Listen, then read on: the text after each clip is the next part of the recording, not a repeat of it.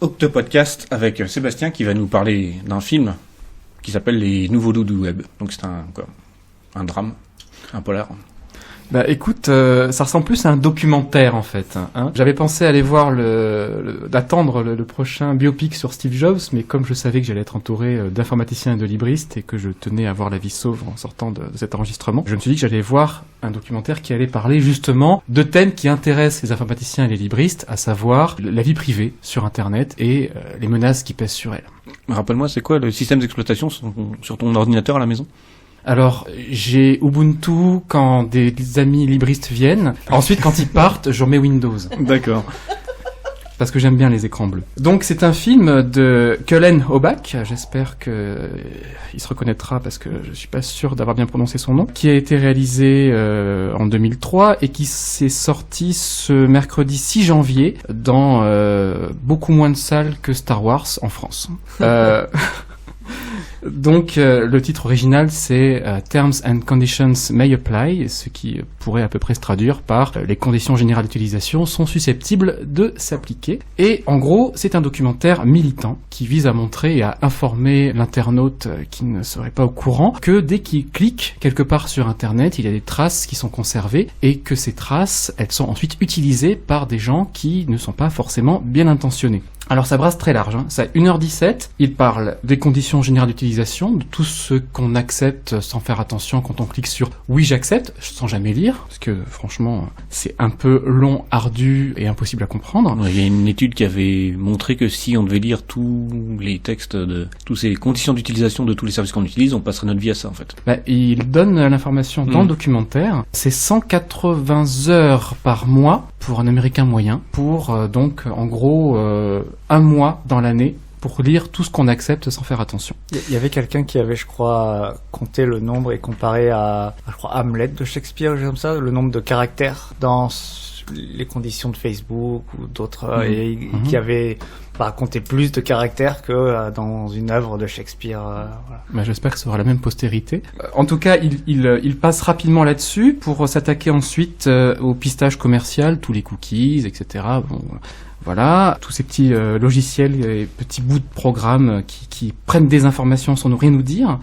Puis ensuite ça part sur le 11 septembre, sur la volonté des États et des politiques de surveiller les populations. Vous voyez, ça brasse un peu large. On passe ensuite au lobbying vis-à-vis des politiques, justement, des GAFA, donc de Google, Amazon, enfin de tous les grands du web. On parle un peu de la NSA, de Wikileaks. On parle un peu de l'affaire Murdoch, donc c'est ce magnat de la presse au Royaume-Uni qui avait... Rupert, ouais. Rupert, non, oui, Rupert. Et donc qui avait réussi à choper des conversations, des messages téléphoniques à l'insu de gens totalement anonymes ou de célébrités. Donc voilà, en 1h17, ça fait beaucoup. Et c'est un peu l'une des limites de ce film. Ça fait beaucoup trop, quoi. C'est un peu ça. La qualité du film, c'est qu'il fait 1h17. L'inconvénient, c'est que il brasse large, ça va très très vite. Puis surtout, c'est un zapping permanent, même au niveau de la forme. Ça reprend un peu toutes les conventions du documentaire militant d'aujourd'hui, c'est-à-dire que où ça se retrouve aussi sur YouTube un peu si vous allez regarder des vidéos, c'est vraiment toujours un mélange d'extraits de films et de séries connues, de spectacles d'humoristes, d'interviews réalisées soit pour le film, soit collectées à partir d'autres supports comme des journaux télévisés, des talk-shows, etc.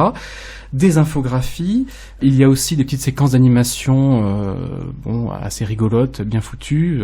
Bref, c'est juste que ça n'arrête pas. Et à un moment, on s'y perd un petit peu. Il y a même une séquence à la Michael Moore à la fin, où on voit le réalisateur aller pourchasser Mark Zuckerberg, le pauvre homme, à la sortie de son domicile, pour montrer que, en fait, Mark Zuckerberg, ça lui pose pas de problème de faire partager les informations de tout le monde, mais lui tient à sa propre vie privée.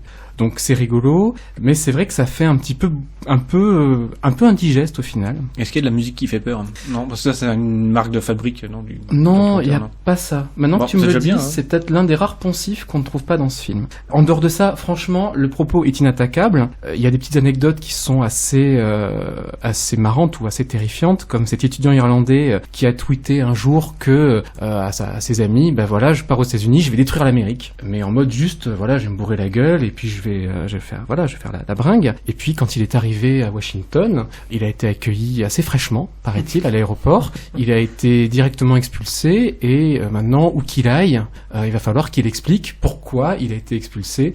C'est tout simplement parce qu'il a posté un tweet sans imaginer que que quelqu'un, quelque part, allait interpréter ça comme une potentielle attaque terroriste contre les États-Unis d'Amérique.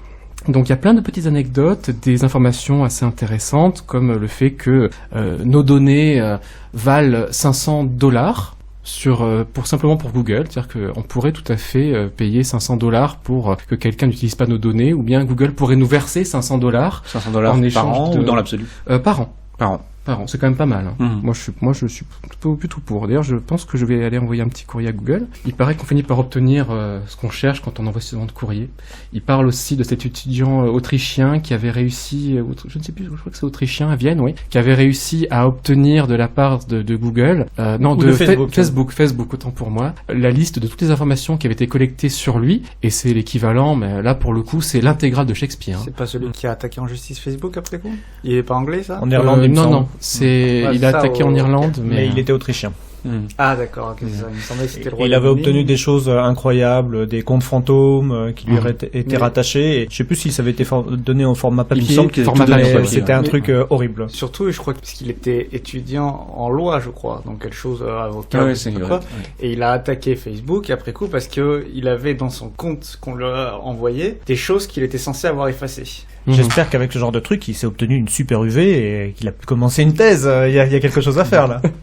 Écoute, au moins que Facebook serve à quelque chose un jour. Donc là, on touche déjà à une petite limite du film, qui est que, mine de rien, il met en exergue des dérapages, en fait. Bon, pour Facebook, c'est autre chose, mais en tout cas, pour l'étudiant irlandais, irlandais, on peut se dire, après tout, de temps en temps, le système, il y a une bourde, il y a un petit blip dans le système, mais grâce à ça, malgré tout, on peut arrêter des terroristes, on peut protéger la population. Alors, je suis pas du tout sur cette optique-là, mais mine de rien, le film ne se confronte pas à ce problème. Je trouve ça un petit peu dommage. Ouais. Ça fait penser un peu à notre état d'urgence, là, où en gros, ils ont fracassé les portes et c'est 1000 coups d'essai pour un coup réussi. Ouais. Donc terroriser des tas de gens pour pas grand chose. Je te laisse l'entière responsabilité de tes propos et je tiens ton adresse à disposition des services de police s'ils ont à un moment nécessité de poser des questions. Fracturer la porte. Exactement. Ouais, voilà.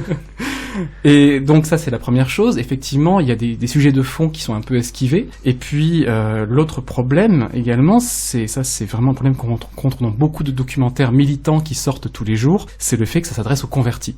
C'est-à-dire vous, je pense, peut-être même les auditeurs, vous hochez la tête, vous dites oui, c'est vrai, Google, ils sont pas gentils, mais le large public, ce documentaire-là, il ira pas le voir, ça lui parle pas, et s'il va le voir, il va être inondé d'informations, et bon, ça a beaucoup moins d'impact que d'autres œuvres. Donc c'est...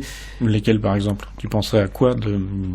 Alors je dirais que moi je suis partisan des fictions. Je pense qu'avec les fictions, on peut beaucoup plus facilement toucher l'imaginaire collectif et faire évoluer les mentalités. Il suffit par exemple d'une scène dans un Batman qui montre que la surveillance collective c'est bien, parce que comme ça on arrête les méchants, pour annuler tous les documentaires militants du monde.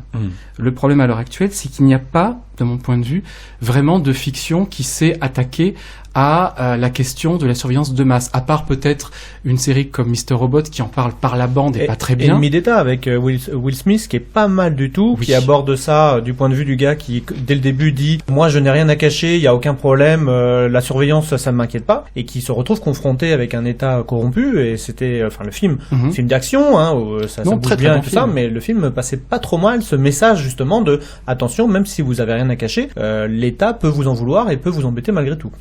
Et moi, je vais surveiller avec attention ce que va produire Hollywood, parce qu'à un moment, il y a eu l'affaire Snowden, et j'imagine qu'à un moment ou à un autre, ils vont devoir s'en emparer et qu'ils vont faire Il y a eu Citizen4 qui a gagné pas mal de choses et qui parle justement de tout ça. Mais si on t'écoute, Sébastien, en gros, il ne peut pas y avoir de documentaire à portée politique. C'est-à-dire que c'est voué à l'échec. Si, c'est pas que c'est voué à l'échec, c'est qu'à un moment, il faut se poser la question de l'efficacité et puis de ne pas de ne pas asséner des thèses qui, a priori, ne vont rencontrer d'écho que chez les gens qui sont déjà acquis. En l'occurrence, Citizen Four, c'est très bien, parce que, bon, visiblement, je vois que quelqu'un d'autre autour de cette table hoche la tête négativement. Pour moi, ce qui est bien, c'est qu'il reprend, c'est un documentaire, ça montre le réel, mais ça reprend les armes de la fiction. C'est-à-dire que ça plonge le spectateur dans l'état, dans la situation, au moment des révélations. Ça suit Snowden qui donc les révélations sur la NSA qui écoute et en utilisant et en passant par les entreprises américaines notamment. Hein. Exactement. Et c'est filmé comme vraiment comme un polar. En gros, on voit Snowden qui est dans sa chambre d'hôtel, qui flippe. Et ensuite, on peut passer à côté du film, mais je trouve qu'il a beaucoup plus de force et potentiellement d'impact que le documentaire militant de base, comme celui dont je viens de vous parler, qui s'appelle Les Nouveaux Loups du Web. Très bien. Ça n'empêche, est-ce que tu nous le recommandes ou pas, au final ? Est-ce que tu penses que c'est du temps perdu ou pas ? Je pense que si vous connaissez déjà ces thèses-là, que vous y êtes sensible, ça ne vous apprendra rien, ça vous confortera, donc vous passerez un bon moment. Si vous n'y êtes pas sensible, eh bien, allez-y, vous découvrez sans doute des choses que vous pouvez découvrir ailleurs en cliquant sur Internet à droite à gauche, en vous informant par d'autres biais. Par contre, ce n'est peut-être pas grand public, c'est peut-être difficile à présenter à des gens qui ne sont pas sensibilisés du tout au sujet. C'est un peu le souci, ça passe en tout cas dans une seule salle à Paris. Je doute que ça ait une carrière internationale. Mais sur la forme, c'est des trucs qui marchent, quoi. Je veux dire, la télévision, t'as des reportages tout le temps sur le mode dénonciation, avec toutes les anecdotes, tous les machins, etc. C'est un format qui me semble bien rodé en termes de propagande, quoi. Oui, sans doute. Donc peut-être que c'est pas du bon cinéma, mais c'est peut-être de la bonne propagande. C'est peut-être de la bonne propagande, mais ça n'a pas les moyens de la bonne propagande. Donc c'est du mauvais cinéma diffusé en contrebande. Donc oui, pourquoi pas aller le voir. Tu te rends compte que tu vas te faire lyncher quand même, hein. Finalement, t'aurais peut-être dû parler de Steve Jobs. C'est pas encore sorti, c'est le problème. On peut reparler d'un autre site web de quelqu'un qu'on connaît, Hugo Roy. Donc Mac, tu te rappelles de ses thèses justement qui revenaient là-dessus et de son site web ? Alors, son site web, c'est un site qu'il a fait en anglais. Donc je vais te laisser le dire. Alors, Terms of Service, didn't read. Et donc justement, donc ça reprend une expression anglaise, too long didn't read. Et là, le Terms of Service, justement, c'est toutes ces CGU, CGV, donc trop long ne lisez pas, enfin trop long à lire. Et donc en gros quoi, il explique. Je ne l'ai pas lu. Voilà, tu l'as pas lu. Mais qu'est-ce qu'il fait ? Il explique en gros c'est quoi les principales dispositions, c'est ça ? Que le plus gros mensonge du moment, le plus gros mensonge d'Internet, ce sont toutes ces conditions d'usage qu'on nous présente. Et le mensonge, c'est que personne ne les lit. Alors qu'on marque souvent une petite checkbox, j'ai bien lu ceci et je les accepte. C'est un mensonge et c'est un gros mensonge dans lequel on est tous coupables, on est tous enfoncés là-dedans. Donc là, si le documentaire a raison, s'il fallait passer 180 heures à lire les conditions d'usage sur Internet, clairement, oui, nous sommes des menteurs, mais il y a une logique derrière ça. Moi, ce que j'avais bien aimé dans ce site, quand il nous l'avait proposé, c'est qu'il comparait les conditions générales de vente. Il vous disait que, par exemple, sur Facebook, vous avez ça, et vous ne pouvez pas faire ça. Sur Twitter, pareil, ainsi de suite. Et comparer vraiment, et donc, en gros, il vous prévient ce qui vous attend quand vous avez déjà accepté, parce que forcément tout le monde accepte pour profiter des services. Il vous dit vos données, voilà, c'est perdu, ça sert à rien de vouloir les récupérer, votre droit d'auteur c'est perdu, et ainsi de suite. Il y a une petite chose aussi qu'apprend le film, une anecdote rigolote parmi les anecdotes qu'il présente, c'est le cas de ce magasin britannique qui avait, à titre de boutade, modifié ses conditions générales d'utilisation pendant une journée en disant voilà, toutes les personnes qui viennent sur notre site s'engagent à nous céder leur âme immortelle jusqu'à la fin des temps. Bravo. Et il y a des milliers de personnes qui ont consulté le site ce jour-là et qui ont cédé leur âme à ce marchand britannique. Je ne sais pas ce qu'il en a fait. Espérons qu'il y ait des catholiques de bons croyants qui y sont passés, ça peut être intéressant de voir les conséquences. Donc le documentaire Les Nouveaux Loups du Web, tu peux rappeler l'adresse du site dont tu parlais, d'Hugo Roy ? Alors TOSDR est effectivement le nom en entier, tosdr.org. Pour ceux qui lisent l'anglais. Voilà, effectivement, c'est en anglais. Il y a des gens qui font de la loi là-dedans, donc il y a des choses assez pointues. Sébastien, merci beaucoup pour ce retour sur ce film. Et tu nous parleras d'un autre film une prochaine fois.